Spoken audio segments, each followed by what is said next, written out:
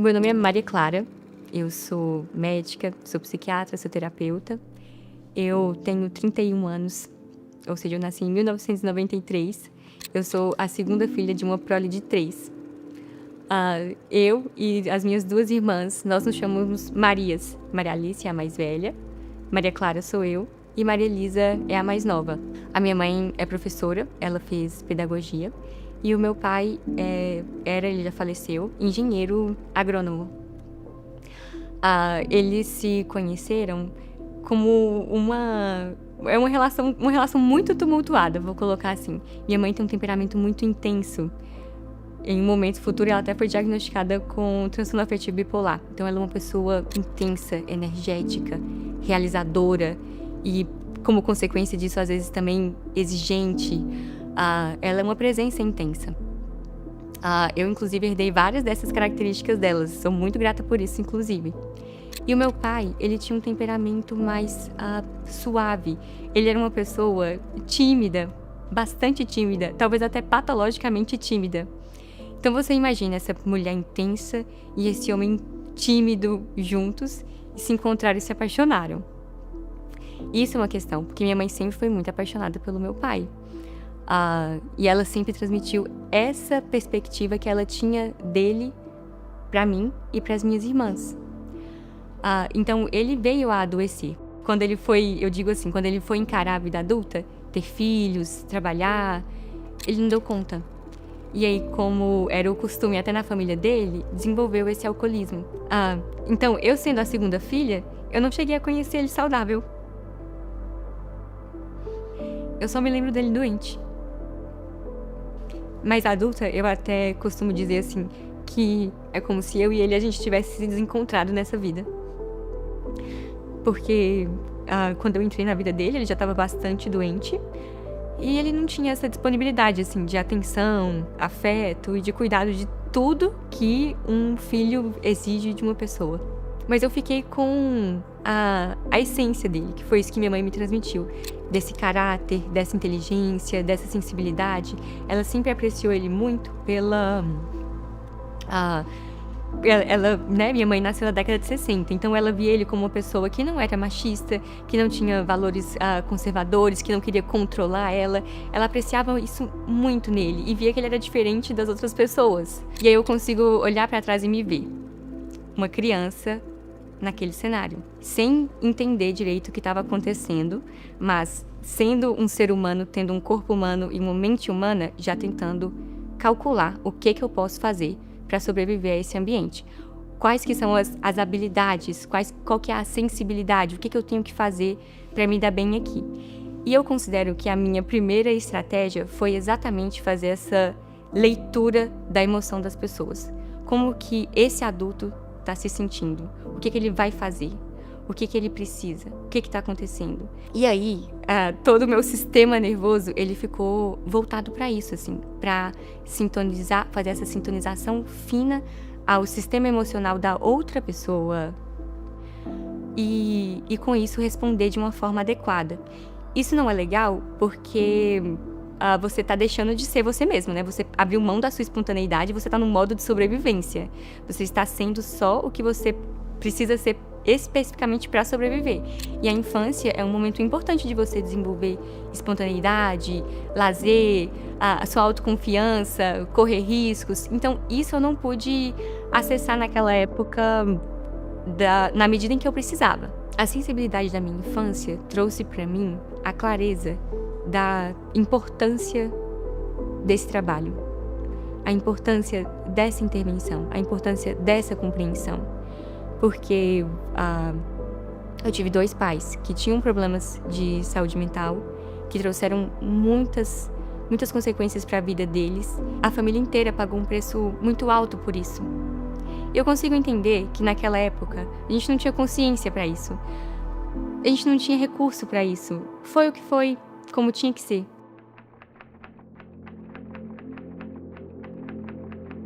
Como uma pessoa que era estudiosa e que tirava notas boas, na cidade em que eu cresci, fazer medicina era a minha melhor escolha.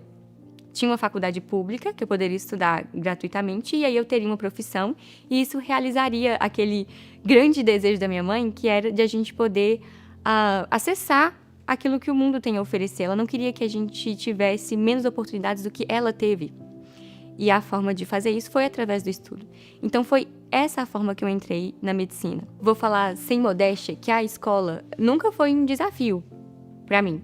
Sempre foi muito tranquilo de estudar e aprender e tirar nota boa em todas as matérias. E como eu fui fazendo o vestibular seriado, então eu fiz uma prova no primeiro ano, no segundo e depois no terceiro, entrar na faculdade não foi um grande desafio. Foi algo que foi consequência dessa trajetória. E aí eu saí do ensino médio e entrei na faculdade.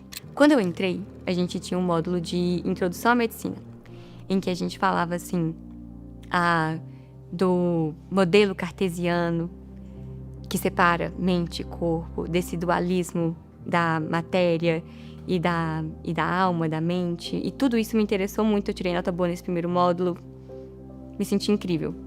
Depois, quando era metabolismo, imunologia, cirurgia, oncologia, aí eu já achava tudo muito complexo. É engraçado que na escola eu tinha afinidade com tudo. Na faculdade parece que eu era uma pessoa totalmente de humanas. Só me interessava o que era de humanas. E realmente, quando eu passei pelo módulo da psiquiatria, eu me lembro dos pacientes que eu vi. Me lembro de um senhor que eu atendi, me lembro de um casal. E eu me lembro do quanto eu ficava fascinada e confusa. Era esse mix de fascinação e confusão. Porque nos outros cenários eu ficava confusa e desesperada. E nesse eu estava confusa e fascinada. Eu queria muito entender o que estava acontecendo com aquelas pessoas e como eu poderia ajudar.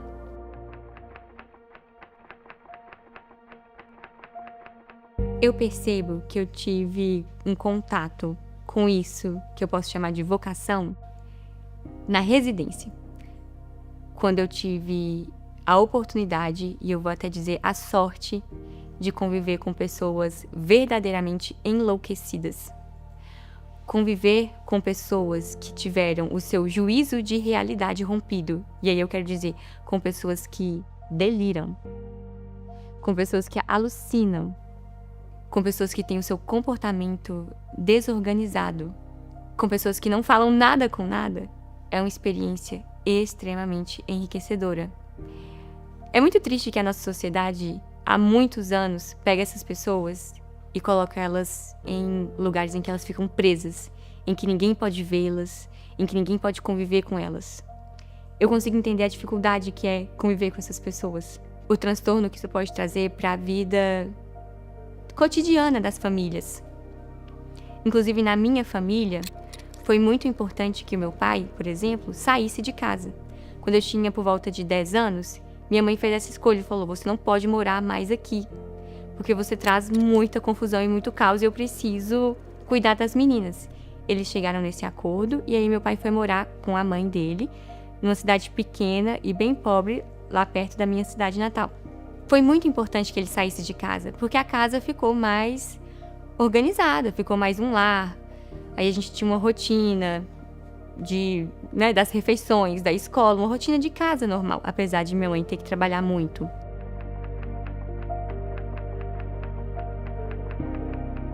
Tem um momento da minha vida em que eu me tornei uma pessoa mais segura.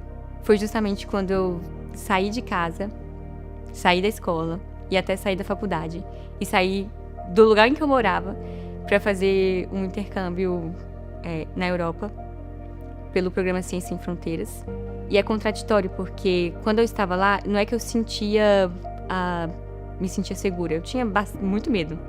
Mas, estando num lugar em que ninguém te conhece, você não está cercado pelas pistas ambientais que fazem você se sentir como você sempre se sente e fazer o que você sempre faz.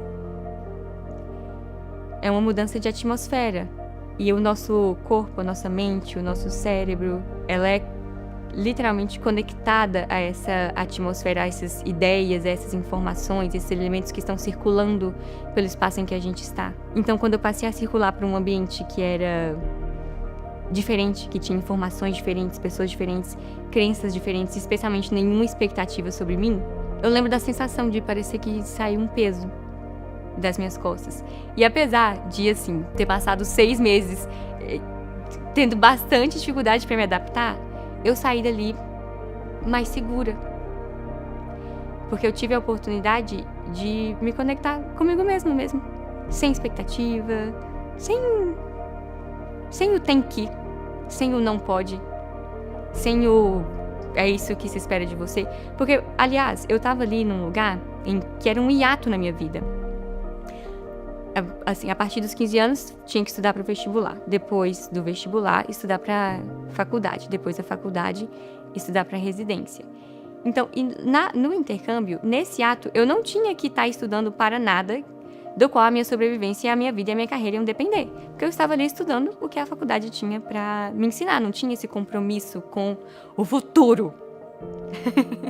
Era mais leve. E ter esse peso levantado das costas me permitiu... Eu me descobri como uma pessoa interessante, uma pessoa interessada, uma pessoa que gostava de se divertir, que gostava de descobrir, que gostava de conversar e que podia sentar com pessoas desconhecidas e conversar um tempão e escutar elas. E tudo isso, essa experiência me trouxe uma segurança. Então não é que meu lugar seguro tenha sido o intercâmbio, não é um lugar, mas lá eu criei esse lugar que é dentro de mim e que a partir disso eu pude desenvolver ainda mais esse lugar através da minha vida mesmo, que eu carrego comigo.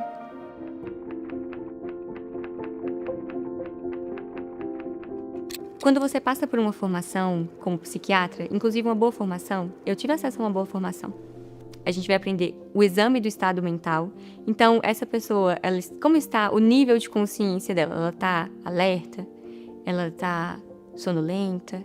Como que está a atenção dela? Ela consegue prestar atenção?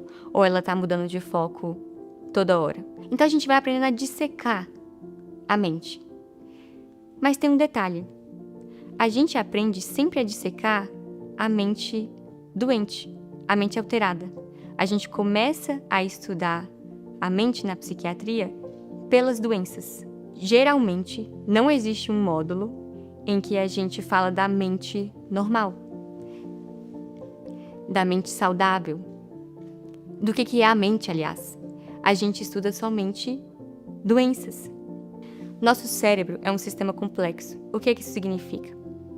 Quando a gente nasce, a gente tem lá 100 bilhões de neurônios. Quando a gente é adulto, a gente não tem 100 bilhões de neurônios, a gente tem cerca de 86 bilhões de neurônios. Cada neurônio, ele tem a possibilidade de fazer centenas de milhares de conexões com outros neurônios. Quando a gente nasce, a gente tem muitos neurônios, mais do que o adulto, mas esses neurônios não têm conexões entre si. Se os neurônios não têm conexões entre si, eles não significam nada, vou colocar assim. A nossa potência cognitiva, mental, a nossa inteligência não é da quantidade de neurônios, é das conexões desses neurônios uns com os outros. Então, à medida que a gente vai se desenvolvendo e vai crescendo e vai tendo experiências, desde o momento em que a gente chora e a nossa mãe dá um peito, toda vez que a gente está fazendo esse exercício, a gente está conectando neurônios.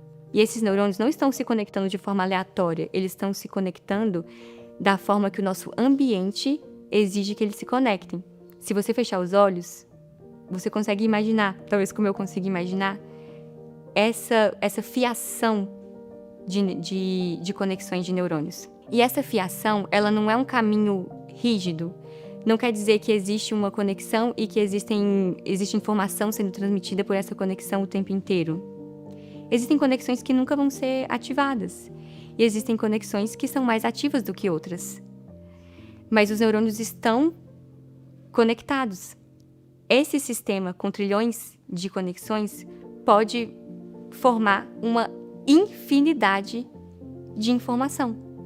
Pode conceber uma infinidade de ideias, de uma forma, inclusive, muito eficaz e muito rápida. Essa é a maravilha da evolução, que é a experiência humana. Isso me deslumbra também. O nosso cérebro, ele opera, pensa aí desses neurônios disparando, essas luzinhas acendendo e apagando. É uma sinfonia que nem sempre é ordenada. Na verdade, de vez em quando ela não é ordenada. O nosso cérebro, essa sinfonia elétrica do nosso cérebro, ela funciona entre o caos e a ordem. É nesse limite, é nessa zona que é chamada de criticalidade, é nessa zona crítica. Por isso que não existe um padrão do que é o normal. A mente normal, ela produz loucura o tempo inteiro. Ela produz sintoma o tempo inteiro. Ela produz alguma coisa que é anormal o tempo inteiro. E talvez seja por isso que a psiquiatria também nem se propôs a estudar o normal. Foi direto para a doença. Porque, realmente, o que é o normal? Sabe?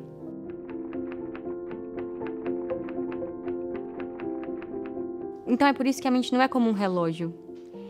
Eu não preciso apertar um parafuso e o relógio vai funcionar bem. Quando o relógio funciona bem, ele marca a hora certa.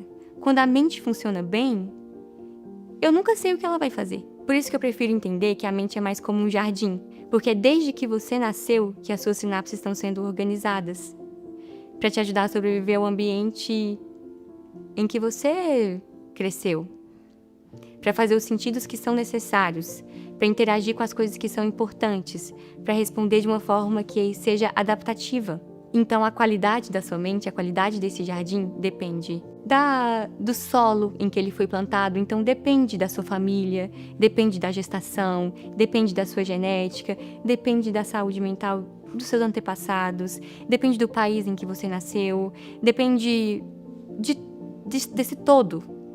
Tudo isso deixa marca na sua saúde mental. E a partir do momento em que você nutre esse solo, que você planta boas sementes, que você poda as plantas, que você tira a erva daninha, que você acrescenta uma nova planta. Quando você tem essa possibilidade de perceber a mente dessa forma, aí você se dá conta que a ansiedade que a pessoa tem não é um desequilíbrio químico. Não é pura e simplesmente um desequilíbrio químico. Ela também é o resultado daquilo que a pessoa aprendeu para sobreviver naquele lugar, daquilo que foi necessário para que ela sobrevivesse ali. E da exaustão que esses mecanismos também foram sofrendo ao longo do tempo. Assim como eu falei pra mim, ser uma criança boazinha me levou até aqui, me ajudou a sobreviver até aqui. Não me faz alcançar os meus objetivos mais.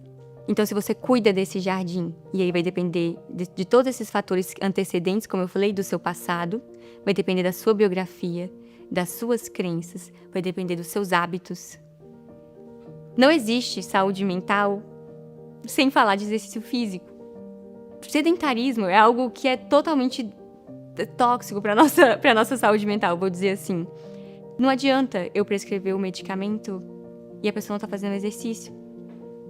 Então é por isso que eu gosto que as pessoas vejam a mente delas como um jardim, para que elas possam ver que exige esse cuidado, exige essa atenção, exige essa gentileza, exige essa paciência. Não é como um relógio que você ajusta e agora está tudo certo, você não precisa fazer mais nada.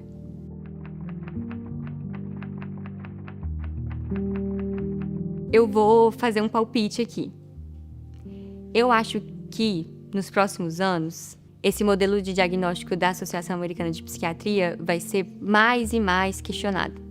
O problema é que a gente ainda não tem nada para pôr no lugar. Então, a gente precisa de desenvolver o que vai ser esse novo modelo que, ao invés de se preocupar com os sintomas, se preocupa com as causas e com os processos subjacentes que levam aos sintomas e que tratam essas causas e que regeneram esses processos e que verdadeiramente produzem saúde mental. Neste momento, os recursos mais tecnológicos que a gente tem para produzir saúde mental estão relacionados ao estilo de vida. A atividade física, ela é tão eficaz quanto um antidepressivo, ou mais. A alimentação, a nutrição, tomar sol, o contato com a natureza, o contato com as pessoas que você ama, o bom gerenciamento do estresse, o sono. Tudo isso que a nossa rotina, na nossa cultura, na nossa civilização prejudica atualmente são pilares para uma saúde e para uma boa saúde mental. Saúde mental é um aspecto muito sensível do ser humano. Quando alguma coisa não vai bem, a saúde mental mostra também. Então, qualquer coisa pode repercutir na saúde mental. Então, eu acredito que os psiquiatras e toda a equipe de saúde mental vai ter mais dessa consciência e vai promover, vai focar mais nessa mudança de hábitos, nessa promoção de saúde, para que as pessoas melhorem mais. E quando as pessoas estiverem melhorando mais, isso vai criar um ciclo virtuoso de, isso funciona, é isso que a gente vai fazer, etc. É claro que a grande dificuldade é, e como que as pessoas podem ter toda essa qualidade de vida se elas têm que trabalhar 12 horas por dia? Se elas estão presas no trânsito, se elas não têm segurança financeira, se elas não têm apoio, enfim. O que eu percebo é que todos esses questionamentos, eles estão se tornando inevitáveis. A gente precisa trazer respostas para essas perguntas ou a nossa sociedade vai colapsar. Então, apesar de serem perguntas difíceis, a gente não pode mais fugir delas. E quando a gente não pode fugir, mente humana cria respostas. Então, para o futuro da psiquiatria, eu imagino que o modelo de diagnósticos vai ser revisado, que a gente vai ter o foco nos processos subjacentes e na causa, e que as terapias vão evoluir para conseguir tirar o maior proveito dessa capacidade intrínseca do ser humano de se regular por meio desses dois conceitos que na nossa civilização podem parecer esquisitos, assim, podem não parecer medicina, mas a partir da curiosidade e da compaixão, qualquer ser humano consegue se curar.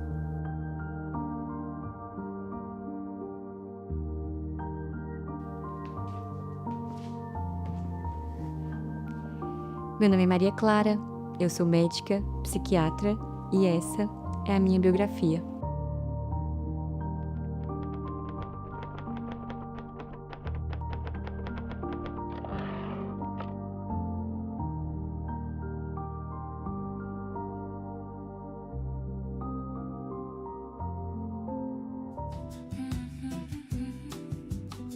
Maria Clara walks through quiet rooms, reading hearts like hidden blooms. A child who learned to hear the noise behind the silence of broken toys. Where love was loud, yet never clear. She turned confusion into what she'd hold dear.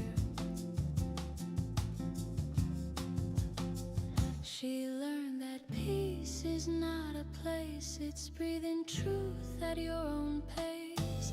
Dr. Marie Clara, she listens to the soul, not just the symptoms people show. She helps you feel what you suppress, turns heavy hearts into something less. In every tear, she finds a door to who you were and something more. She watched emotions shape the air, carried weight no child should bear. Yet from that storm she learned to see that healing starts with honesty. Her voice now frees what fear once hid. She teaches life is not a script we read.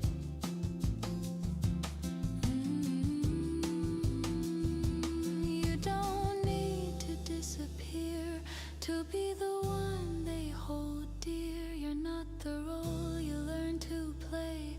You may choose your own way. Dr. Maria Clara, she names what aches, shows every heart the path it takes to live beyond surviving days, to love without the old cliches. She turns